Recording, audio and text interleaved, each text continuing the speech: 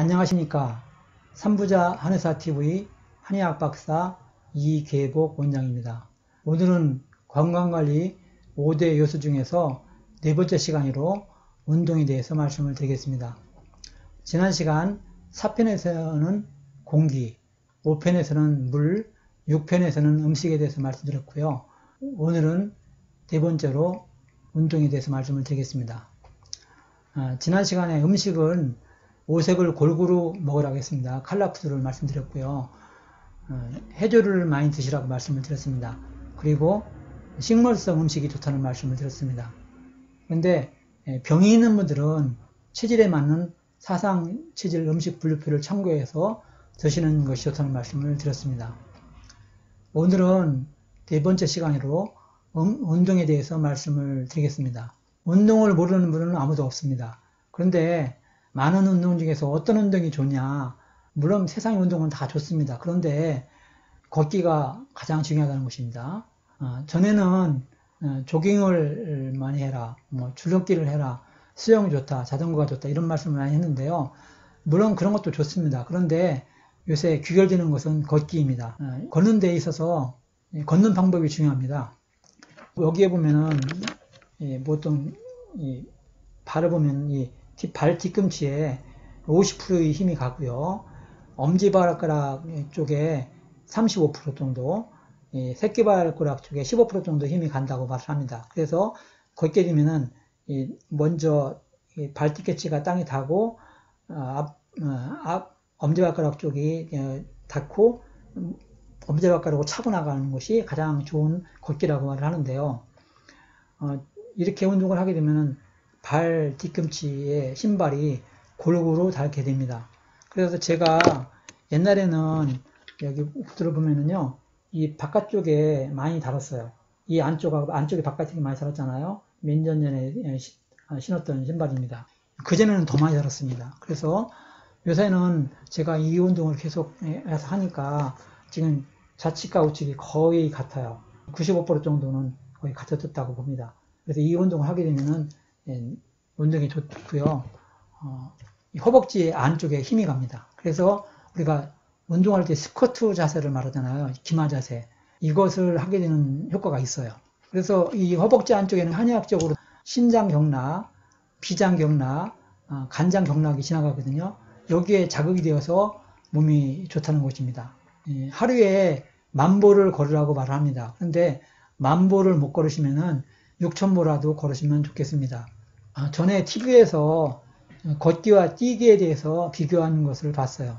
지방 감소를 측정을 해봤거든요. 그랬더니 시속 6km 정도 이상을 운동할 때, 그러니까 아주 빠르게 걷든가 가볍게 뛰는 정도 하게 되면은 칼로리 소비는 많아지는데 지방의 소비는 10%밖에 안 일어난다는 것이 밝혀졌어요.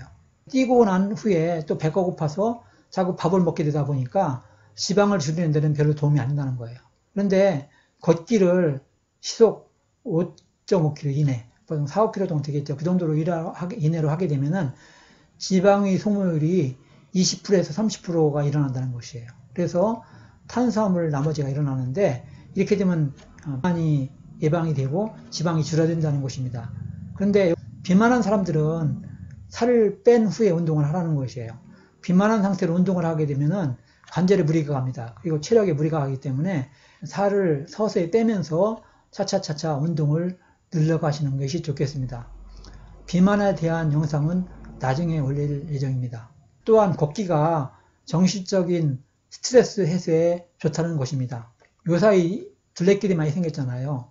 둘레길을 걷다 보면은 우울증이 해소된다는 것입니다. 전에 정신과 의사가 스트레스 해소에 대해서 얘기를 했는데요. 모든 스트레스 해소의 백과를 본다면은 우리가 수다를 떤다든가 여행을 간다든가 게임을 한다든가 이런 여러 가지 방법이 있겠죠. 그런 방법이 다 51%고요. 운동을 하는 방법이 49%라는 거예요. 그러니까 거의 절반이 어떤 운동을 하더라도 49% 정도가 해소된다는 것이죠. 그만큼 운동이 중요하다는 것이죠. 두 번째로 허리 돌리기 운동으로 마무리를 해주라는 것입니다. 걷기 운동은 주로 상하 운동이잖아요. 허리 돌리기는 좌우 운동이잖아요. 그래서 200~300개 정도를 끝난 후에 해주라는 거예요. 그러면 걷기가 상하 운동, 허리 돌리기가 좌우 운동을 해주니까 상하 좌우 운동이 가장 잘 일어난다는 것입니다. 그래서 상하 좌우 운동을 하게 되면은 위와 장이 가장 좋은 위치에 가게 돼요. 위와 장이 운동을 잘하게 된다는 것입니다. 그래서 건강이 좋다는 것이고요. 또한 뼈의 건강에도 도움이 된다는 것입니다. 그래서 좌우와 상하 운동을 꼭 해주라는 것입니다. 세 번째는 운동의 강도입니다. 운동의 강도는 사람에 따라 다릅니다. 체구가 크고 비만한 사람들은 되게 땀을 약간 흘릴 정도의 운동이 좋습니다. 그런데 소음인 체질, 저와 같이 전체적으로 마르고 하체가 통통한 체질은 땀이 날듯 말듯 하는 정도에서 그치라는 거예요. 땀을 왕창 흘리게 되면 기운이 빠져서 피곤하게 됩니다.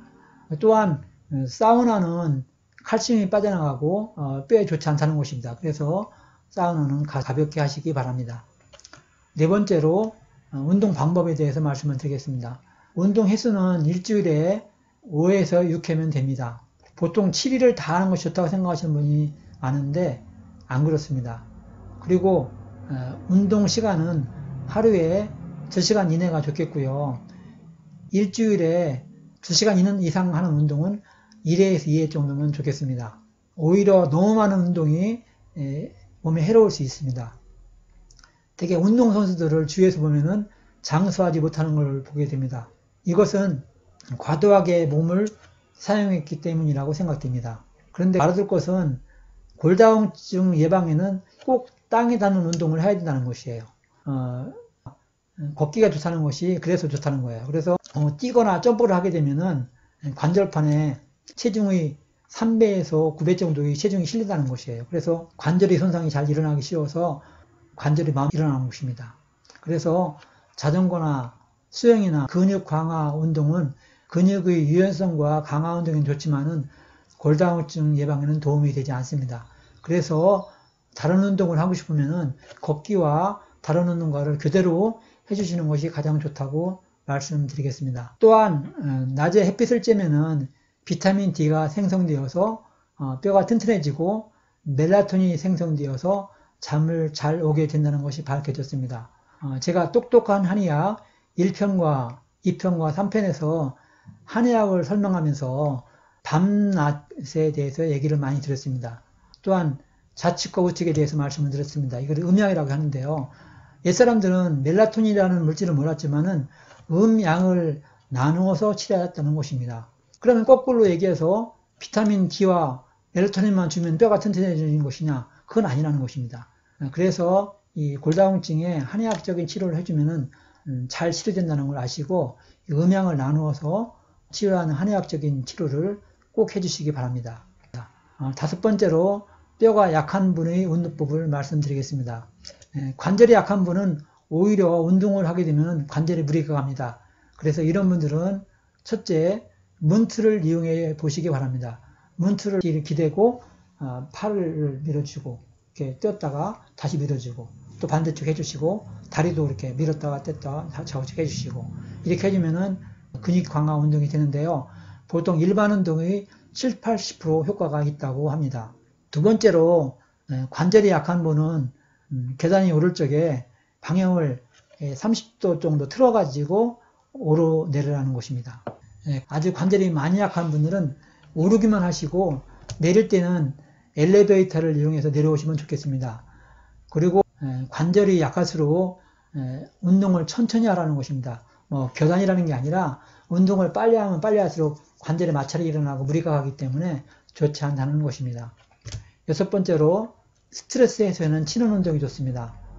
스트레스 해소에 테니스라든가 탁구, 볼링, 배드민턴, 골프 등을 치는데 이러한 운동들이 기분을 상쾌하게 하는 효과가 있다는 것입니다.